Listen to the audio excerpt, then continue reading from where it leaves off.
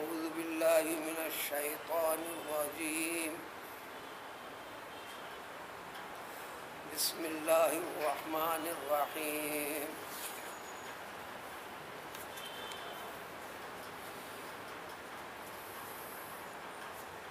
ونبئهم عن ضيف إبراهيم إذ دخلوا عليه فقالوا سلاما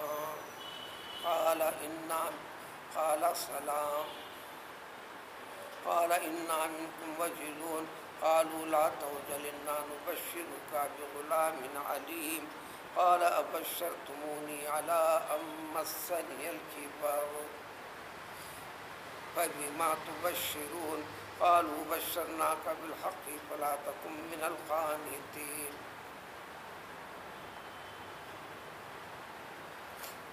وكذلك ضربنا لكم الأمثال كذلك نصرف الآيات.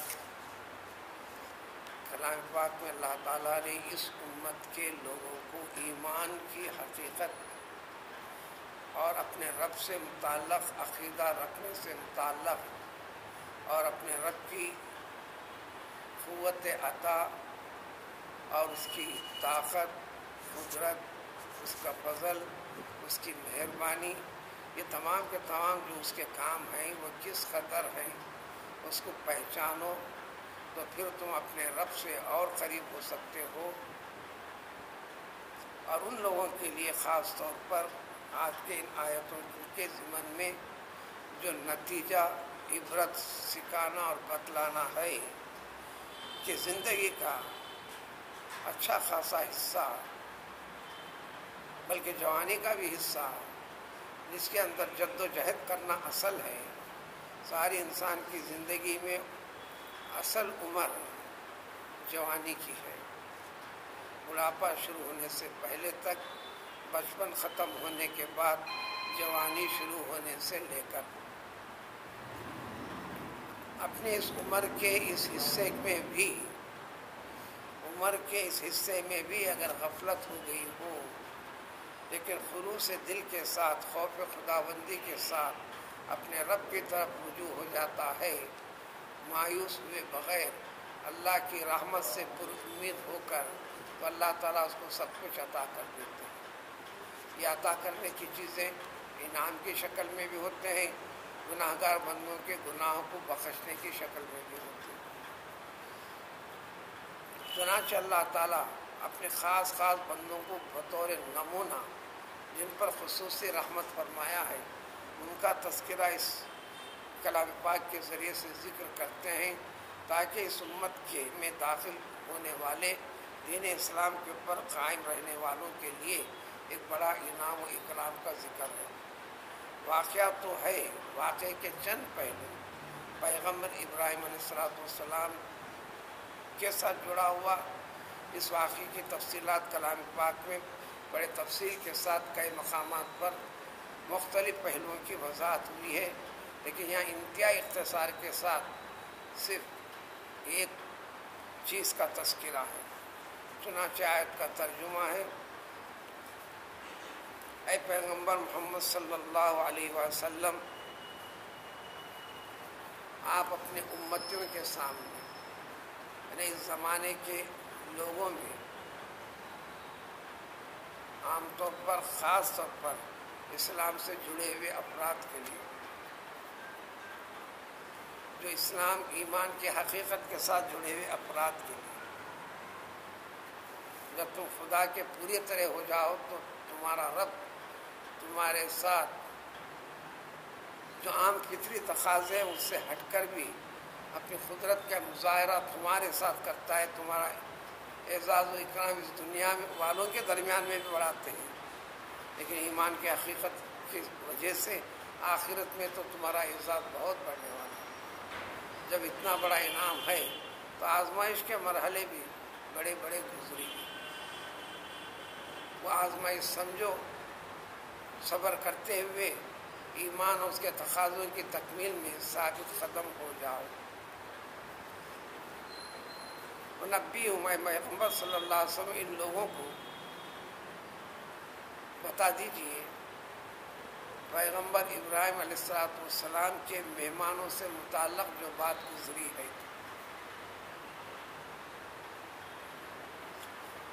تو پیغمبر کو بتلا دیا گیا، اس کے بعد ساری امتوں کو بتا دیا۔ قیامت تک آنے والے تمام امتوں کے ساتھ بھی یہی ذکر ہے۔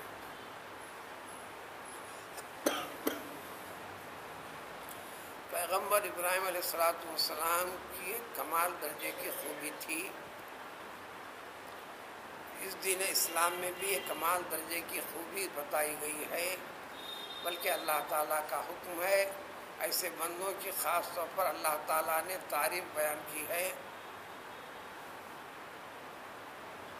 اور اس کے متعلق نماز سے زیادہ کلام پاک کی آیت ہے، اسی سے متعلق ہے۔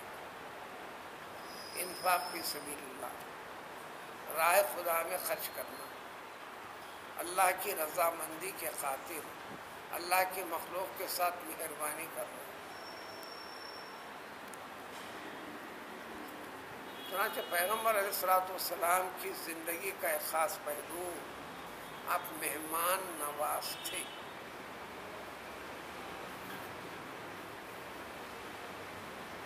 مہمان نواز تھے، میزبانی، آپ کو کسی کی میزبانی کرنا، بلکہ ہمیشہ میزبانی کرنا، یہ آپ کی خصوصی صفات میں سے تھی۔ دعوت کو قبول کرنا سنت ہے، کھاؤ یا نہ کھاؤ، ایک سے زائد بھی دعوتیں آئے تو چونکہ اس سنت کی تعمیل و تکمیل میں ہر دعوت میں حاضر ہونا ٹھیک ہے، اچھی بات ہے۔ جی یہاں دعوت قبول کرنا سنت ہے، دعوت کرنا تو حکم ہے، اللہ کی محبوب ترین چیزوں میں سے ہے، بلکہ مومن بندے کو کمال درجے کا مقام پانے کے لیے حضور صلی اللہ علیہ وسلم نے فرمایا، افشوا السلام، اطعموا الطعام، صلوا باللیل والناس نیام، اور کما قال نبی علیہ السلام۔ صحابہ سے تاکید کر کے فرمایا، دیکھو سلام کو زیادہ عام کرو، پھیلاؤ، کثرت سے سلام کرو، کثرت کے ساتھ سلام کیا کرو۔ تو وہ آپس ہی مسلمان برادری میں ہر مسلمان کو سلام کرنے پر قلبی صفائی، اپنے دل کے اندر تیرے بارے میں نفرت، بغض، کینہ، حسد، قدرت نہیں ہے، کیونکہ مذہبی اعتبار سے، دین کے اعتبار سے وہ دین اسلام جو اللہ تعالیٰ کو محبوب پسند ہے، اس کے رسول کا حکم ہے، بلکہ اللہ نے فرمایا وَإِذَا حُيِّيتُم بِتَحِيَّةٍ فَحَيُّوا بِأَحْسَنَ مِنْهَا أَوْ رُدُّوهَا۔ اگر تمہیں کوئی سلام کرے، آداب بجا لائے، تو تم اس نے جس طریقے سے سلام کیا ہے اس سے زیادہ اچھا اور بہتر انداز میں سلام کا جواب دو۔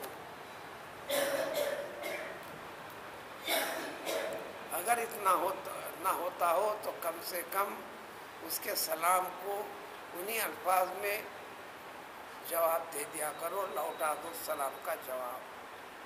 اور جب اللہ کا حکم ہوتا ہے تو فرض ہو جاتا ہے، اللہ کا حکم میں تعمیل ضروری ہو جاتی ہے۔ اس حکم کی تفصیل اور شرح میں رسول اللہ صلی اللہ علیہ وسلم نے فرما دیا، افشوا السلام، جتنا ہو سکتا تم سلام کو پھیلا دو۔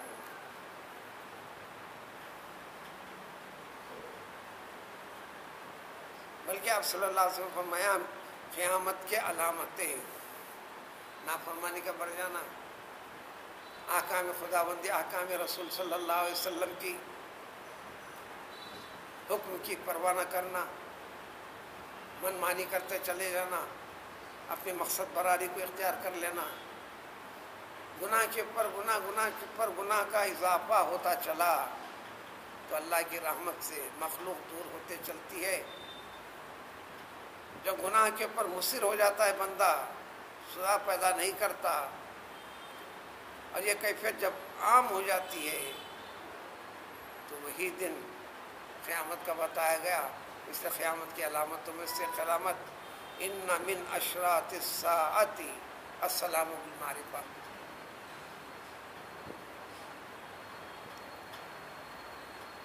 قیامت کب قائم ہوگی، کس دن آئے گی، کس لمحہ آئے گی۔ قرآن میں جگہ جگہ وصاحت ہے، یسألونک عن الساعۃ ایان مرساہا۔ اے محمد صلی اللہ علیہ وسلم، آپ سے یہی چیز سوال کرتے ہیں، اس لیے کہ اسلام اور ایمان کی بنیادوں میں سے ساری کائنات کا ختم ہونا، قیامت کا آنا، مرنے کے بعد اٹھائے جانا، والبعث بعد الموت،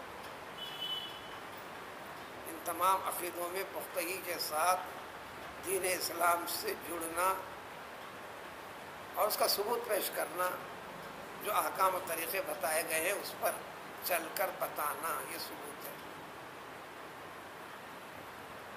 میں نے توبہ کیا کافی نہیں، توبہ کا ثبوت عمل سے ہونا۔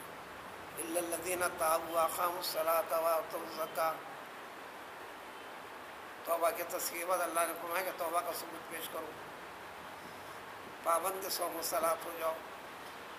یہ عبادت صرف نماز میں نہیں، یہ عبادت تمہارے مال و متاع کے اندر، تم سے جڑی ہوئی ہر چیز کے اندر ہے،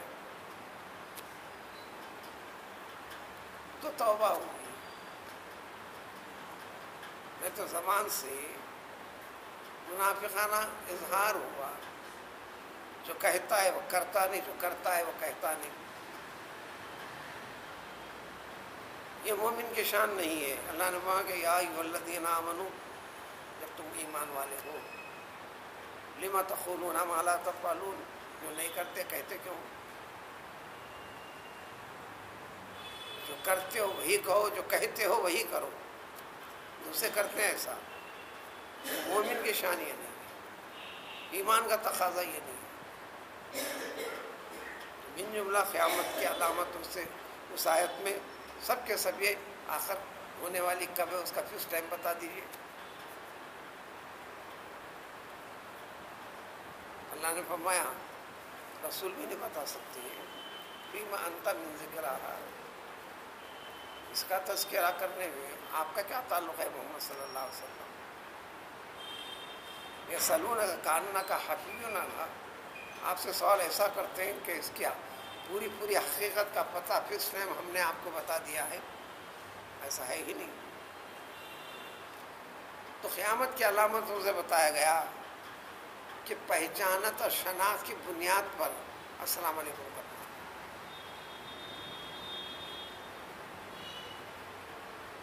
بلکہ حکم دیا سلم علی من عرفت وعلی من لم تعرف، مسلمان کو تعلیم دی تم سلام کرنا، جو تمہارے پہچانت والا ہے اس کو بھی کرنا، جو تم جانتے نہیں، صرف اتنا جانتے کہ مسلمان ہے، جو مسلمان معلوم ہوتا ہے، جس کو نہیں جانتے اس کو بھی سلام کرنا۔ خیر افسو السلام دوسرا پہلو، اطعموا الطعام، حکم دیا آپ صلی اللہ علیہ وسلم نے کھانا کھلایا کرو، کھلایا کرو، کھلایا کرو، کھلایا کرو۔ آپ نے فرمایا دعوت کا انکار نہ کرو، قبول کرو۔ ارے سنت ہے، قبول کرنے کی اور کھانے کی بات ہے، لطف اندوز ہونے کی بات ہے۔ ان الفاظ کو تو میں پختگی کے ساتھ یاد رکھوں گا اور چھوڑوں گا نہیں۔ پھر یہ تعلیم کو کیا کرو گے؟ کھلاتے چلو۔ اہل اللہ نے ولایت کے مرتبے کو پایا، اللہ تعالیٰ کا خوب زیادہ حاصل ہوا۔ فرمایا غوث پاک فرماتے تھے رحمہ اللہ علیہ، میں چاہتا ہوں کہ زندگی پر لوگوں کو کھانا کھلاتا چلو، کھلاتا چلو، کھلاتا چلو۔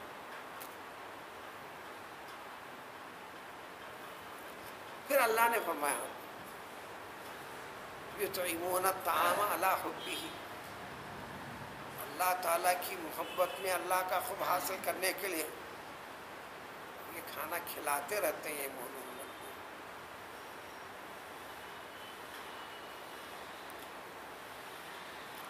اس میں کمال درجے کی صفت تھی پیغمبر ابراہیم علیہ السلام کی، آپ مہمان نواز تھے، میزبانی کرنا یہ تھا۔ آپ اپنے گھر پہ بالکل ایک لنگر جیسا ڈال کے چھوڑ دیا تھا۔ روایتوں کے مطابق کبھی بھی آپ نے بغیر مہمان کے کھانا کھایا ہی نہیں۔ تب یہاں پر ہے اس امت کے سامنے تذکرہ فرما دیا ہے پیغمبر صلی اللہ علیہ وسلم، پیغمبر ابراہیم علیہ السلام کے مہمانوں سے متعلق جو واقعہ ہوا ہے میزبانی کا۔ اس میزبانی کے واقعے میں پیغمبر ابراہیم علیہ السلام کو اتنی بڑی خوشخبری دی گئی جو فطری تقاضے، دنیاوی اسباب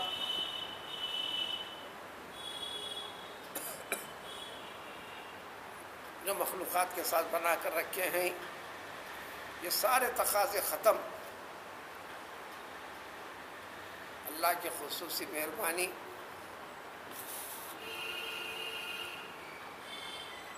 ایسی صورت میں اللہ تعالیٰ خصوصی انعام سے نوازتے ہیں، تو اللہ تعالیٰ کی خصوصی نوازش کے حق پانے کے لیے یہ فطری تقاضے جو اسباب ہوئے ان سے اٹھ کر رحمت خداوندی کے امیدوار بنو، یہ سبق بتانا چاہے کسی بھی پہلو میں۔ پچھلی زندگی اس سے مایوس ہونے کی ضرورت نہیں، حقیقی ایمان ہے تو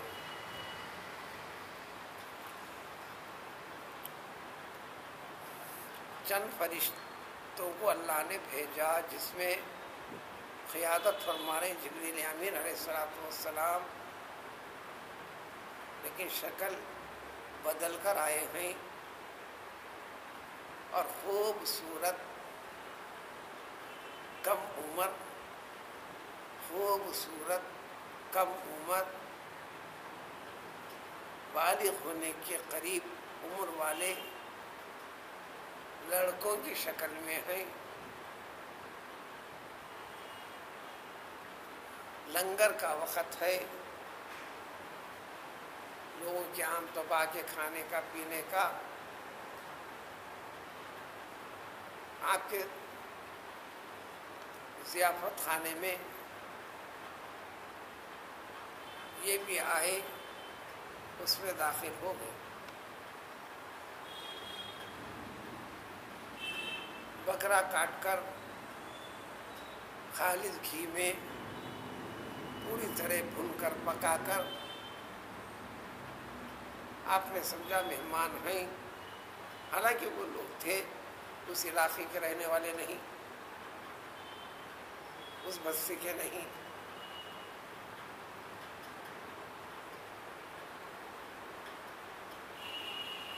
تو آپ نے ضیافت فرماتے ہوئے ساری چیزیں پیش فرما دیں۔ اس دخلوا علیہ، یہ جب اس مہمان خانے میں داخل ہوئے، یہ جو خوبصورت ابتدائی جوانی کے قریب پہنچے ہوئے لڑکے، جن کے چہروں پر مونچھ اور داڑھی کے نشانات بھی نہیں، داخل ہوئے، سلام کیا۔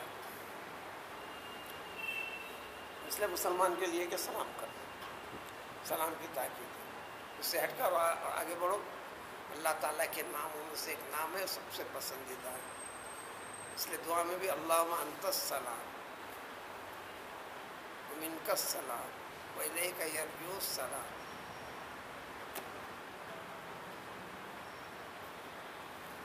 اللہ کا تذکرہ ہے، اللہ کا ذکر بھی، السلام علیکم۔ آپ کو صرف زبان سے کہنا ہے، سلامتی عطا کرنے والی ذات جس کا نام سلام ہے، جس کا کام سلامتی ہے، اللہ تعالیٰ ہے، کرنے والے وہ ہیں۔ نہ کچھ جیب سے دینا ہے، نہ خزانے کی کنجا نکال کے کھول کر کچھ منتقل کرنا ہے. تو طریقہ بتا دیا تمہیں جو حکم ہے سابقہ شریعتوں سے یہی تعلیم تربیت دی گئی ہے. پارے 18 میں آپ کو حکم آئے گا اپنے اپنے گھروں میں جائے تو سلام کر کے داخل ہونا، بلکہ تمہارا اپنا گھر ہے، لاک لگا کر گئے تھے، پھر آپ لوٹ کر آئے، آپ جانتے ہیں گھر میں کوئی نہیں ہے، تالا پڑا ہوا ہے، آپ تالا کھولیں گے، داخل ہونے سے پہلے سلام کر کے داخل ہوں. یہ کہو گے یہ سلام مجھ پر اور اللہ کے نیک بندے ہیں تو مجھ پر السلام علینا وعلی عباد اللہ الصالحین.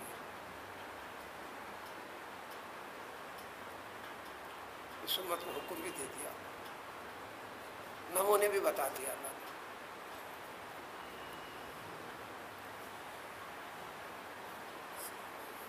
تو آپ نے اس کا جواب بھی دیا. انہوں نے السلام علیکم کہا، آپ نے وعلیکم السلام کہتے جواب دے دیا. اس کے بعد وہ ساری چیزیں پیش کر دی گئی، اس کی تفصیل قرآن میں دوسری جگہ کچھ حصہ پارے 12 میں گزرا، اور اس کی تفصیل مزید سورۃ الذاریات میں پارے 26 کے اختتامی آیتوں پر آئے گی.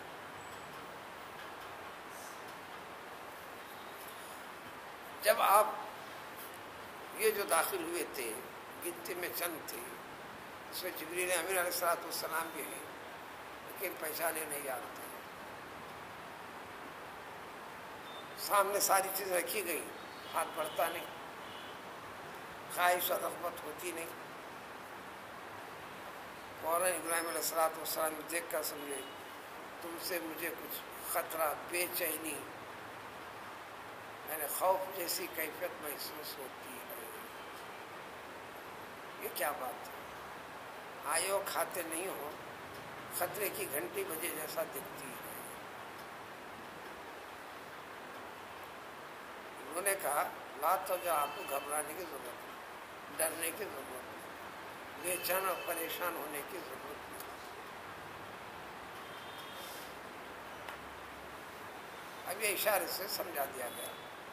انا مبشرک، دراصل ہم آپ کو ایک خوشخبری اللہ تعالیٰ کی طرف سے پیام لائے ہیں، آپ کو بتانے کے لیے آئے ہیں. وہ خوشخبری ہے کہ آپ کو ایک لڑکا ہوگا، بڑا جاننے والا، خوب علم و کمال رکھنے والا، غلام علیم، جبکہ آپ کی عمر 100 برس کی ہے. اب باپ بننے کی استعداد و صلاحیتیں فطری تقاضے کے لحاظ سے نہیں ہیں، اور آپ کی اہلیہ بھی بوڑھی ہیں، وہ بھی ماں نہیں بن سکتے دنیاوی اسباب کے لحاظ سے، فطری تقاضوں کے لحاظ سے. یہاں سے خاص پہلو ہے، خالی ترجمہ کر کے پڑھنے کا نہیں ہے.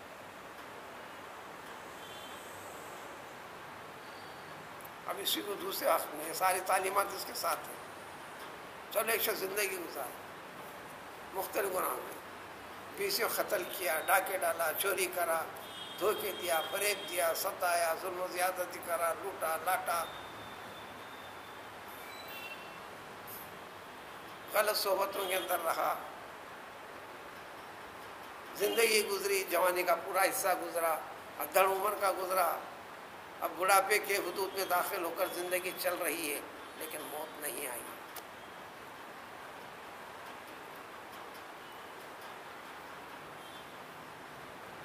زمانے کے حالات میں اللہ تعالیٰ کی تعلیمات، اللہ تعالیٰ کے احکام کو سن کر خوف خداوندی دل میں پیدا ہوا. اب اللہ کا بننا چاہتا ہے، اپنے سارے گناہوں کی معافی چاہتا ہے. دوزخ کا یقین ہو گیا، یہ زندگی فنا ہونے والی، کام نہیں آنے والی، یہ یقین ہو گیا.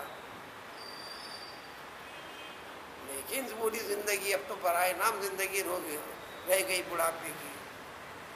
کوئی آنے والے لمحے کی گارنٹی کوئی بھی دے نہیں سکتا. جسے بیمار ہو کر طویل مدت زندگی گزارتے ہیں، بعض بغیر بیماری کے چلتے پھرتے اچانک آنن فانن انتقال کر جاتے ہیں. تو بڑھاپے والی زندگی کبھی بھی موت کی خبر اس کی آ سکتی ہے، سنی جا سکتی ہے. اب فکر ہوئی رجوع اللہ کی، کیا میرا رب مجھ کو معاف کرے گا؟ یہ ساری تفصیلات اس کے اندر واقعے کے ضمن میں بات سمجھانا اور بتانا ہے.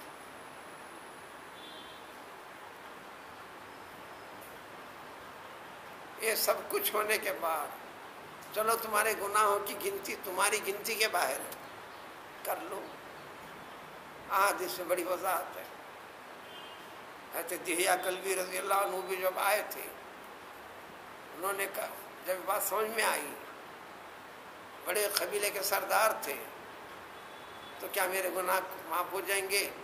بس لا الہ الا اللہ محمد رسول اللہ کی حقیقت کو جان کر اسلام میں داخل ہو جاؤ.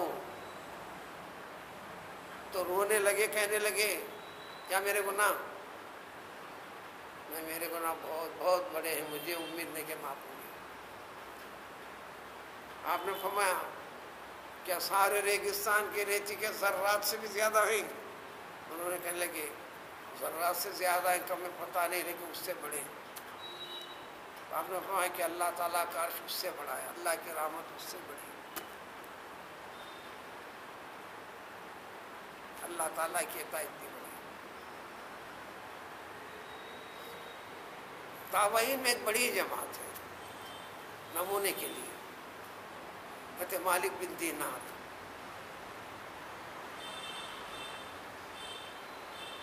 جوانی کا حصہ مختلف میں گزرا. بعد میں ملازمت بھی اختیار کی پولیس ڈپارٹمنٹ میں. من مانی کرنے لگے. بڑی طویل واقعہ. اس کے بعد بزرگ با کمال ہو گئے. بشر حافی زندگی کا سب سے بڑا حصہ شراب و کباب میں گزرا. جب رجوع ہوئے تو اللہ نے قبول کیا، اہل اللہ کی فہرست میں شامل.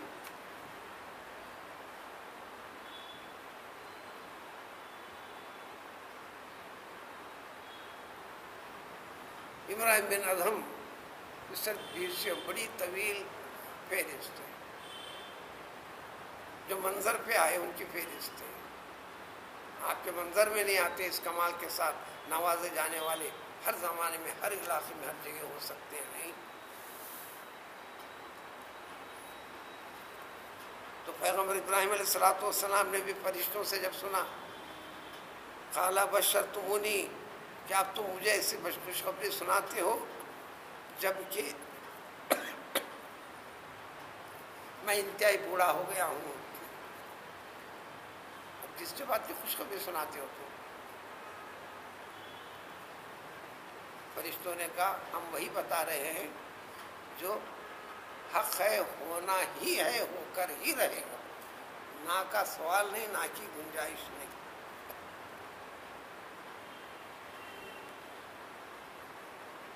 اب وضاحت میں بول سکتے ہیں، ترجمے میں تچ ہے. یعنی یہ حکم اس ذات باری تعالیٰ کا ہے جو بغیر ماں باپ کے انسان کو پیدا کیا. اس کی طاقت قدرت سے باہر کی چیز نہیں ہے.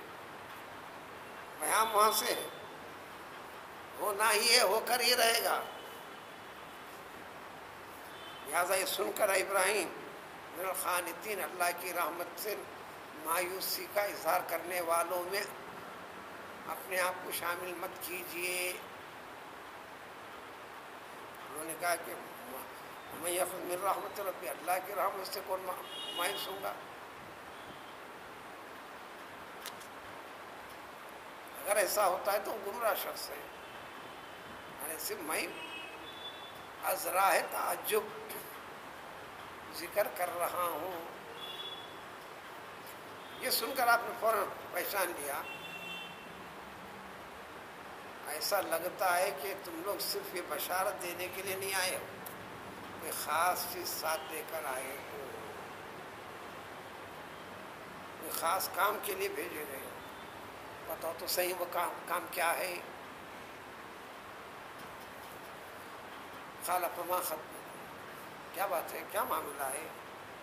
اے اللہ کے بھیجے ہوئے نمائندوں، انہوں نے کہہ دیا دراصل ہم پہنچے ہیں، آپ کے پاس سے گزر رہے ہیں،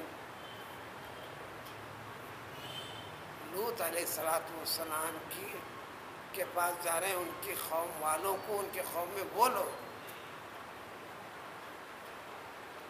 گناہ کرتے کرتے حدود پار کر چکے ہیں، پلٹنا نہیں چاہتے، سدھرنا نہیں چاہتے،